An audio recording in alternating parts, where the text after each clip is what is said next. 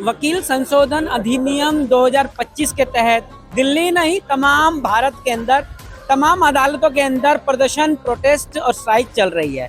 आखिर ये संशोधन अधिनियम 2025 क्या है, इसको जानेंगे और साथ में ये प्रदर्शन, ये विरोध क्यों जताया जा रहा है, इसके लिए मेरे साथ एडवोकेट भार्गव जी मौजूद हैं। सर, मेरा सवाल यह है कि जो लगातार दिल्ली की अदालतें ही नहीं, लगभग पूरे देश की अदालत की हम बात करते हैं तो सभी जगह जो है ना विरोध प्रदर्शन चल रहा है। आखिर ये विरोध प्रदर्शन क्यों है, आखिर क्या सारा मामला है? ये इसका मामला क्या है कि जो भारत सरकार है एक लॉ अमेंडमेंट एक्ट लेके आ रही है 1961 के अंदर 3 सेक्शन 35 है और 36 को जो इंसर्ट किया है, उसके अंदर क्या है कि वकीलों को जो है ना, जो अपनी बात रखने का एब्सेंस ऑफ वर्ड्स और ये जो किसी तरीके से किसी माध्यम से जो अपनी बात रखते हैं उसके लिए इनको रोका जा रहा है।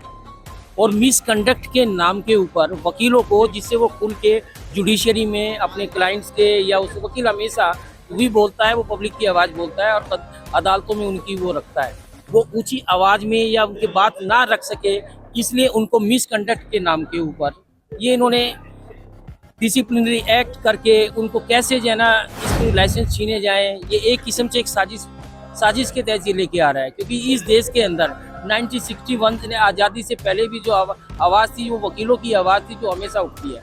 आज जो है हमारी युवा पीढ़ी, उनके सामने समस्या ये खड़ी हो जाएगी। आज बीसीआई को एक अधिकार दे दिया गया है कि स्पेसिफिक मिसकंडक्ट में वो बगैर किसी नोटिस के, बगैर किसी उसके आपको तुरंत लाइसेंस देना रद्द कर सकती है। मेरे को 30 साल वकालत करते हुए हो गए। सपोज करो मैं किसी मुकदमे के अंदर मैं किसी क्लाइंट से या किसी अपोजिट से वो हो सकता है, तो मेरी आवाज़ एक छोटी सी कंप्लेंट दे के भी जो है वो दबाई जा सकती है। मैं उनकी बातें सुनने के लिए, उनकी बातें मानने के लिए जो है मुझे मजबूर किया जा सकता है। अगर मैं किसी जज से या किसी कोर्ट के सामने अपनी बात ऊंची आवाज़ में, ये जज साहब को पसंद नहीं है, जबकि पूरा का पूरा सिस्टम ऊपर से लेके नीचे तक है, जज साहब मेरी बात से सहमत नहीं है, मेरी एक छोटी सी कंप्लेंट लगा के मिसकंडक्ट के नाम पे मेरी वो आवाज़ जाए, मेरी 30 साल की प्रैक्टिस हो एक छोटी सी उसमें वो जो है। और सबसे बढ़िया इसमें मिसकंडक्ट, आपका वकालत तो छीनेंगे, प्लस जो है ना आपके 3 लाख का जुर्माना। क्यों भाई, क्या हम अपराधी हैं? अपनी मेहनत से, बगैर किसी सरकार से लेके हम सालों से प्रैक्टिस करके अपनी वकालत को खड़ा करते हैं। सरकार को पसंद ना हो, जजों को पसंद ना हो, जो हमारे जो ऊपर बैठे जो उच्च वर्ग है, ये उनको पसंद ना हो, कभी भी हमारी वकालत छीन सकते हैं मिसकंडक्ट से। हमारी नेक्स्ट जनरेशन क्यों आएगी? 1961 से पहले इस देश में क्या होता था? एक वकील बनने के लिए एडवोकेट एक्ट जब नहीं आया था, तो जो हाई कोर्ट से होती रिकमेंडेशन होती थी, लोग बैरिस्टर एट लॉ करके जो है ना प्रैक्टिस में आते थे, और जब हाई कोर्ट के जो है ना जज उनको रिकमेंडेशन संतुष्टि देते थे, तब जाके वो वकील बनते थे। उसी कल्चर को हाई कोर्ट ने और सुप्रीम कोर्ट ने कंटिन्यू रखते हुए एक सीनियर डेजिनेटेड सीनियर पर जिनके कोर्ट अलग होते हैं वो करते हैं, उस परंपरा को उन्होंने जीवित रखा, ठीक है ना। जबकि एडवोकेट एक्ट में डेजिनेटेड सीनियर का कोई भी वो नहीं है, हाई कोर्ट और सुप्रीम कोर्ट बनाती है। हर एनरोलमेंट लॉ को जो है ना, जो कानून है वो इक्वल नज़र में रखता है। लेकिन एक कुछ वर्ग है जिसको वो एलिट वर्ग बोलते हैं, जो हमें जो नीचे के जो वकील हैं, इनको हमें सड़ांध कचरा और वो लगता है। अब क्या है कि वो ये चाहते हैं कि वो एलिट वर्ग बनाया। अब उनकी जनरेशन्स भी आ रही है, क्योंकि उस जनरेशन्स के अंदर जो होते हैं कि जजों के बच्चे नेटिव। मैं आपको प्रोग्राम सवाल यह है कि जो चीजें आपने बताई हैं, क्या इस संशोधन से पहले क्या किसी वकील की शिकायत का करना, वकील पर जुर्माना लगाना, वकील की सदस्यता को रद्द करने का क्या कोई प्रावधान नहीं था? क्या ये पहली बार आ रहा है? ये 1961 के एक्ट में बिल्कुल बाकायदा है। किसी को वकील के कंडक्ट के आचरण के ऊपर कोई आपत्ति है तो वो जाना कंप्लेंट कर सकता है, वो कर सकता है। उसके लिए बाकायदा एक परफेक्ट बना हुआ है। बार काउंसिल, जिस भी स्टेट की बार काउंसिल है, वो इसको जो है ना उस पर सुनवाई करती है। अगर किसी आचरण में, मिसकंडक्ट में जो है ना वो आचरण में क्या है, तो उसका लाइसेंस रद्द हो सकता है। नहीं, मैं सवाल यह है सुनवाई का जो चीजें हैं ये पहले भी थी और अभी भी हैं, बस ये हो सकता है कि अब थोड़ा सा बदलाव, एक रूप अलग किया हो।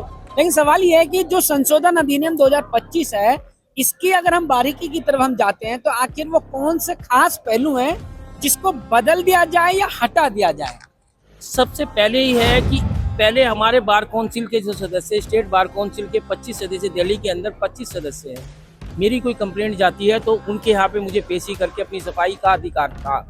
अब क्या है कि इन्होंने इसके अंदर एक कमेटी बना रहे हैं जिसके अंदर एक रिटायर्ड जज, ठीक है ना, एक ब्यूरोक्रेट्स या कोई भी सम्मानीय या वो भी जो चीज़ हो जो लीगल प्रोफेशन से ना जुड़ा हुआ हो, और एक कोई जो है ना वकील, जैसे डेजिग्नेटेड सीनियर्स की मैं बात करता हूँ, वो जो है ना 30 दिन के अंदर हमारे जो है ना कोई कंप्लेंट हमारे खिलाफ जाती है तो उसके ऊपर सुनवाई करेंगे और हमारे ऊपर 3 लाख का जुर्माना या जो भी अगर उनको लाते हुए वो चीज़, वो सबसे बड़ी आपत्ति तो इसी बात की है। आज एक छोटा सा वकील, मैं एक बार मेरे साथ एडवोकेट मनोज जी हैं, मैं इनसे भी जान लेता हूँ। सर, जिस तरह से ये प्रदर्शन विरोध लगातार चल रहा है, आखिर ये विरोध कब थमेगा और इस विरोध को लेकर जो चीजें हैं, जो खास पहलू हैं, वो क्या नजर आते हैं? अभी मेरे बड़े भाई अनिल भार्गव जी ने आपको विस्तार पूर्वक समझाया। जो हमारा वकील का हमारा प्रोफेशन है, उस प्रोफेशन को हमारा जो इंडिपेंडेंट कल्चर है, हमारे ऊपर बाइंडिंग डाल के हमें बेवजह हमारे ऊपर एक एक्ट को लागू कर रहे हैं। आज ये हड़ताल का 5वां दिन है और ये हड़ताल पूरे हिंदुस्तान के अंदर हो रही है। अगर कोई व्यक्ति, ये हम एडवोकेट को ऑफिसर ऑफ द कोर्ट बोला जाता है, अगर कोई वकील अपने क्लाइंट के लिए कोर्ट में बहस करता है, आर्गुमेंट करता है, तो उसका अपना कुछ नहीं होता।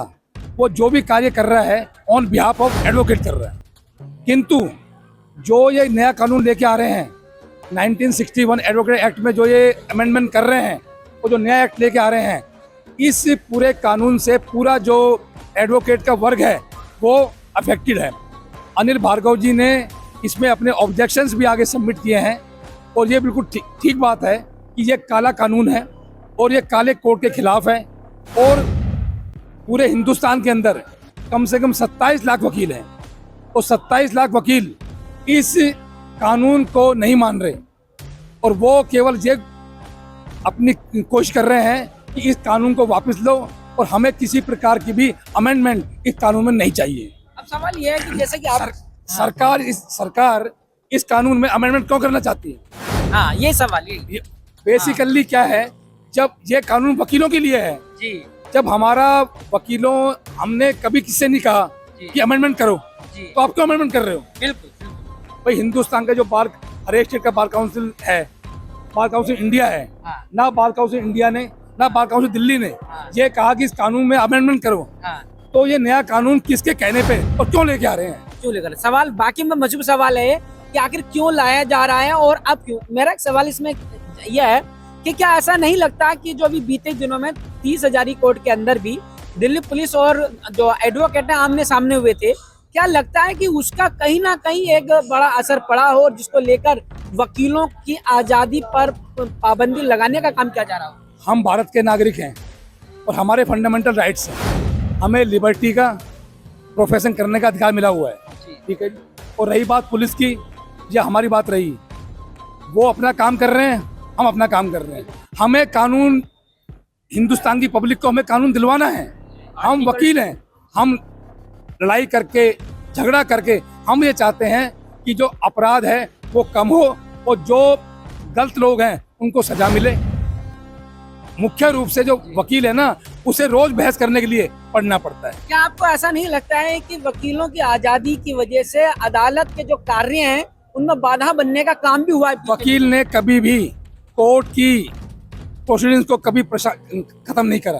कोर्ट जो है, वकील ने हमेशा कोर्ट को हेल्प किया है, असिस्ट करते हैं, असिस्ट किया है। We are the officer of the court. हमारा मेन काम क्या है कि कोर्ट की, रही बात आजादी की, अगर कोई भी जुडिशरी के पार्ट पे वकीलों के साथ मिसकंडक्ट होता है तो वकील क्या करे? आपने कह दिया कि 3 लाख रुपए जुर्माना है आपके ऊपर, है वकील के ऊपर। एक छोटा वकील है, बड़ा वकील है, हमारा क्या मिसकंडक्ट है? कुछ भी मिसकंडक्ट नहीं है। और स्ट्राइक करना, हड़ताल करना, वो हमारा मौलिक अधिकार है। आर्टिकल 91, आपको जब आपका कॉन्स्टिट्यूशन, आपका संविधान, ये सिर्फ वकीलों को नहीं है, पूरे देश के हर भारत के प्रत्येक नागरिक को अभिव्यक्ति की स्वतंत्रता की आज़ादी देता है। प्रदर्शन करना या करना प्रजातंत्र में, डेमोक्रेसी में, ये हमारा मौलिक अधिकार है। आप एक किसी, चाहे वकीलों में तो कहता हूँ कि सरकार को किसी भी भारतीय नागरिक की ये जो आर्टिकल वन के तहत है, छीनने का अधिकार ही नहीं है। आज मेरी बात सरकार नहीं सुनेगी या नहीं करेगी, क्या मैं धरना या प्रदर्शन, क्या मैं इसकी इजाज़त भी हमें नहीं मिलेगी। वकील क्या होता है कि किसी कानून को समझता है, सरकार कानून की क्या बना रही है क्या नहीं बना रही है, वो अपने जनरल पब्लिक की हेल्प करता है, कोई नया कानून लेके आता है। अगर इसी वर्ग को आप, एक चीज़ है, हम कोर्ट में खड़े होते हैं, एक तरफ तो जुडिशरी की इंडिपेंडेंस की बात करती है सरकार, तो क्या वकीलों को भी इंडिपेंडेंटली अपनी बात रखने का अधिकार नहीं होना चाहिए?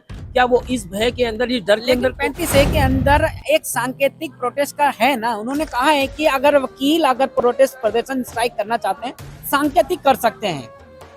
ये वो जो सांकेतिक का जो शब्द करते हैं, अगर आप उसको एक्सपेंड करेंगे ना, वो कहीं डिफाइन नहीं है। स्पेसिफिक मिसकंडक्ट कहीं डिफाइन है नहीं है, मिसकंडक्ट क्या है नहीं है। अगर कोर्ट के अंदर कोई चीज है, मैं ये कहता हूँ कि न्यायालय के दो पहलू हैं। मैं इस पूरी डिबेट को खत्म करता हूँ। उसमें एक सवाल मेरा आखिरी है कि वो कितने पहलू हैं जिनको लगता है कि बदल देना चाहिए या हटा देना चाहिए, और आखिरी में सुझाव क्या होने चाहिए मेरा आपके? आखिरी में ये सुझाव है, मैंने रिटिन में पूरा का पूरा लॉ मिनिस्ट्री से लेके जो उन्होंने 28 फरवरी तक वो मांगे हैं, मैंने उनका डिटेल में वो दिया है। मेरा ये कहना है कि जो स्वतंत्रता है, जैसे जुडिशरी की स्वतंत्रता है, ऑटोनॉमस बॉडी है, हम भी ऑटोनॉमस बॉडी हैं, हमें जो है ना हमारी आवाज़ को अपने क्लाइंट के लिए, अपने देश के लिए, किसी कानून के ऊपर मिसकंडक्ट का, आज गवर्नमेंट कोई भी एक्ट लेके आती है, हम उसकी व्याख्या करेंगे तो बीसीआई, बीसीडी या जिसमें भी ये ब्यूरोक्रेट मिसकंडक्ट का डर दिखा के मेरे पैरों में बेड़ियां ना बांधी जाए।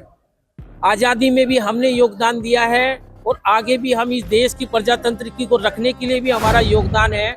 अगर हम ही दब गए तो इस देश में फिर रहेगी क्या जाएगा, कौन बताएगा? अच्छा, एक आखिरी सवाल, अपने वकील साथियों से क्या अपील करना चाहेंगे इस पूरे मामले पर? मेरे वकील साथी ये है ना, एक से आज हम सब एकजुट हैं। जब तक ये संघर्ष, जब तक ये सरकार हमें जो है ना लिखित, अभी बिल संसद में पेश नहीं हुआ, 28 फरवरी तक सुझाव मांगे हैं, 10 मार्च को संसद सत्र चलने जा रहा है, तो 28 मार्च के बाद हो सकता है कि संसद सत्र में या कभी भी आए। लेकिन हमारी सरकार से आग्रह है, और जो हमारी बीसीआई और बीसीडी जो हमारे इलेक्टेड मेंबर, हमने अभी 8 विधानसभा एमएलए जो है ना, वकील जो है ना विधानसभा में भेजे हैं, हम हर माध्यम से कह रहे हैं कि सरकार तक हमारी आवाज़ पहुँचे। ये एंटी लॉयर्स है, ये एंटी फ्रीडम्स है, ये हमारी अभिव्यक्ति जो है हम इसको किसी भी कीमत पे गंवाने नहीं देंगे, और इसके लिए लंबा संघर्ष करें तो वो भी करेंगे। आखिरी क्या संदेश देना चाहेंगे अपने साथियों? मैं ये कहना चाहूँगा कि सभी अधिवक्ता भाई आपस में मिलकर इस यूनिटी को बनाए रखें और इस काले कानून के खिलाफ अपना सभी कोर्टों के अंदर एक मैसेज को पास करें, ताकि इसे बोलते हैं जब भी ये कानून रखा जाए, सत्र के अंदर रखा जाए, वो इसे बोलते हैं पास ना हो और वकीलों के फेवर में ये कार्य हो। मैं भी अपने दर्शकों से जानना चाहता हूं कि तमाम प्रदर्शन दिल्ली नहीं पूरे हिंदुस्तान में चल रहा है, आपको क्या लगता है कि वकीलों के लिए जो वकील संशोधन अधिनियम 2025 जो आ रहा है, ये जो बिल आ रहा है, कि क्या वाकई में लगता है कि वकीलों का विरोध करना सही है या गलत है? खबर पर अपनी राय जरूर दीजिएगा। मेरे साथ जुड़े रहने के लिए हेडलाइंस लाइव न्यूज़ से मोहम्मद रफी की यह खास रिपोर्ट।